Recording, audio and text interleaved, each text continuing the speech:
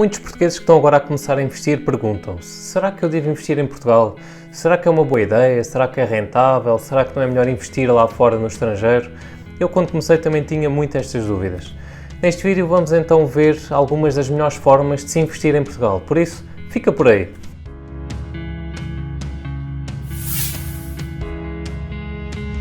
Olá, o meu nome é Pedro Santos, sou o criador do Ser Riquinho e neste vídeo vamos falar sobre os produtos de investimento que existem no nosso país e que estão disponíveis para nós portugueses, mas também para os investidores estrangeiros que pretendam investir em Portugal. Se perguntares à maior parte dos portugueses onde é que eles têm o seu dinheiro investido, eles vão te dizer que têm guardado num depósito a prazo de um banco, não é?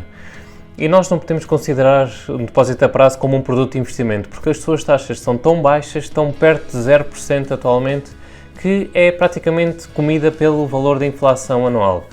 Eu, por exemplo, no meu banco acho que a taxa de depósito a prazo é à volta dos 0,015%, o que é praticamente nada. Não há de faltar muito para nós termos de pagar para ter o nosso dinheiro guardado num banco. É verdade que Portugal não é um país com tradição de investimentos. Basta nós olharmos para os altos impostos que são cobrados nos produtos financeiros e também para a pouca, mas muito pouca percentagem de pessoas que investem em Portugal. Ainda assim, existem alguns produtos de investimentos que podemos considerar interessantes e vamos então ver quais. O primeiro é a Bolsa de Valores, a nossa Bolsa de Valores portuguesa.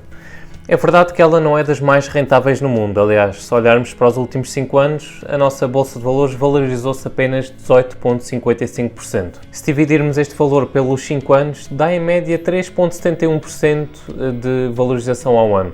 Não é muito, é verdade, mas sempre é mais alto do que o valor da inflação e do que as taxas de juros dos depósitos a prazo. No entanto, apesar da baixa rentabilidade, as ações portuguesas têm fama de serem boas pagadoras de dividendos, já que não conseguem atrair os investidores pela sua valorização do preço das ações, pelo crescimento, conseguem sim pelo pagamento de bons e altos dividendos. Vejamos então alguns exemplos de empresas portuguesas com alto pagamento de dividendos, ou seja, com alto dividend yield.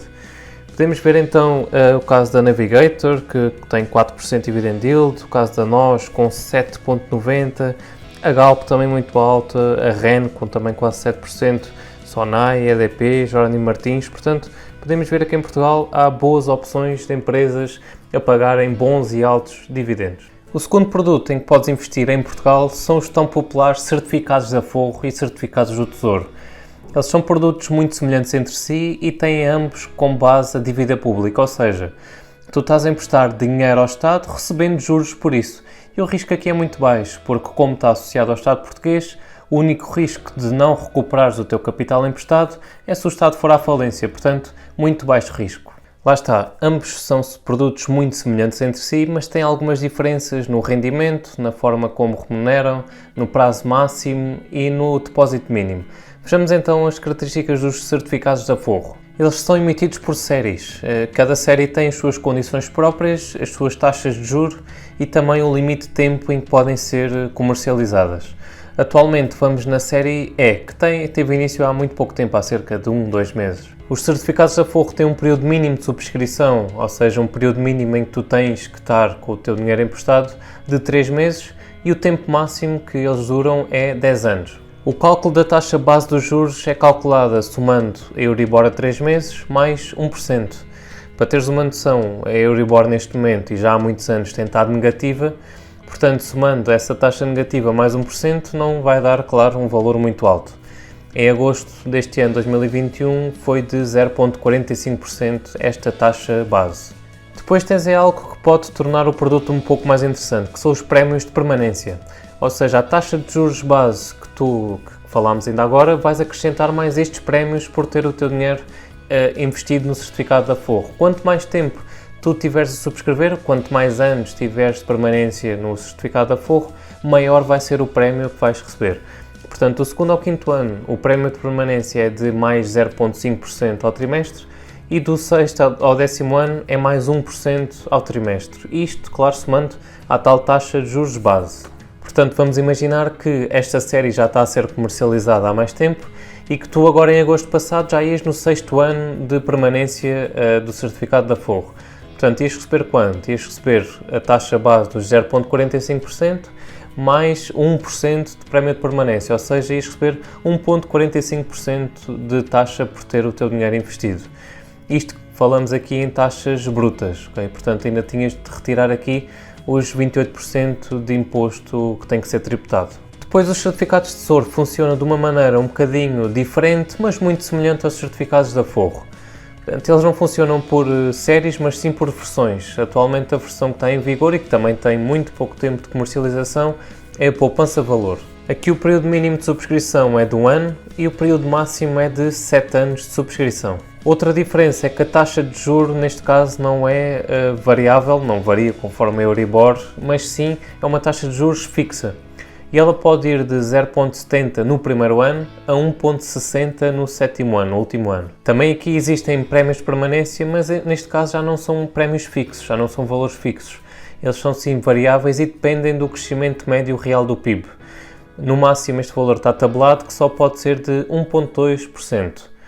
No entanto, nos últimos tempos, como o crescimento do PIB tem sido negativo, temos assistido a um valor de prémio de 0%. Portanto, imaginando que vais no teu sétimo ano, ou seja, no último ano de subscrição do certificado de Tesouro, vais ter então como taxa total o 1,60% da taxa fixa base, mais, neste caso, 0% de prémio de permanência. Igualmente aqui depois terias de reduzir desses 1,60%, taxa bruta, os tais 28% de impostos. Portanto, são dois produtos de dívida do Estado português em que podes investir, que têm alguma rentabilidade, mas não muito, é verdade. Eu, no meu caso, acho muito interessante os certificados de Aforro, mas para ter o meu fundo de emergência, é lá que eu invisto e que tenho guardado o meu fundo de emergência.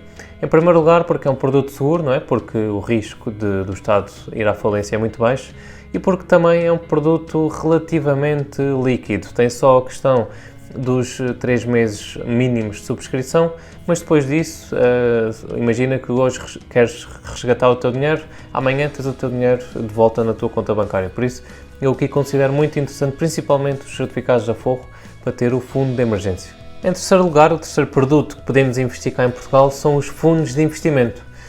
Eles basicamente é um tipo de produto que agrega capital de vários investidores e que depois investem em ativos como ações, REITs, obrigações, imóveis, entre outros, com o objetivo de ter uma determinada rentabilidade esperada. Eles são geridos totalmente por profissionais, cuja função é alocar os investimentos em determinados ativos que eles considerem melhores e que vão ter as melhores rentabilidades conforme a política de investimentos do fundo. O património de cada fundo de investimento é dividido em pequenas parcelas iguais, que são as chamadas de unidades de participação, ou as chamadas de UPs. Cada UP tem um preço associado e é isso que tu podes subscrever. Okay? Se quiseres, imagina no fundo de ações, então tu vais comprar quantas unidades de participação tu quiseres.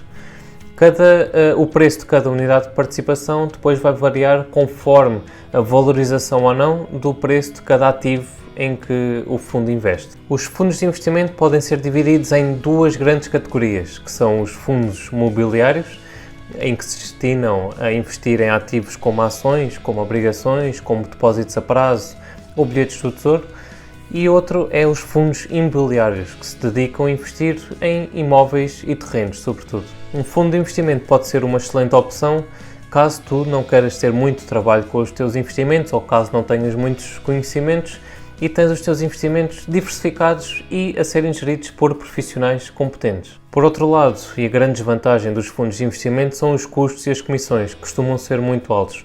Por isso, antes de escolher o fundo em que vamos investir, é importante analisar cuidadosamente a informação de comissões de cada fundo. Em quarto lugar, temos os PPRs, os Planos de Poupança Reforma. Eles nada mais são do que fundos de investimento, só que têm algumas características especiais. Ao investir num PPR, estás a investir num complemento para a tua reforma, mas com a grande vantagem de teres bons benefícios fiscais por isso. Claro que não vou explicar aqui todas as regras e todos os benefícios fiscais que se pode obter com um PPR, senão tínhamos aqui um vídeo muito mais longo, mas de forma resumida posso dizer que, dependendo da idade com que tu investes e dependendo também do montante que tens aplicado no PPR, o teu benefício fiscal pode chegar até 400 euros por ano de dedução no IRS, o que é aqui bastante interessante. Outro pormenor muito interessante é que normalmente nos investimentos a taxa de imposto que nos é cobrada quando fazemos uma venda ou um resgate é de 28%, o que cá entre nós é um bocadinho de abuso. No caso dos PPRs, consoante o tempo que tu tiveres investido, os resgates, a taxa de imposto pode ir até a apenas 8%, o que é bastante bom. A grande desvantagem dos PPRs e à semelhança dos fundos de investimento são os custos, as comissões. Já há muitos poucos a cobrar comissão de subscrição e comissão de resgates, mas ainda há alguns, por isso atenção a esses. Mas o grande custo que eles cobram são os encargos recorrentes, que é uma espécie de taxa de gestão que eles cobram por estarmos a investir no fundo.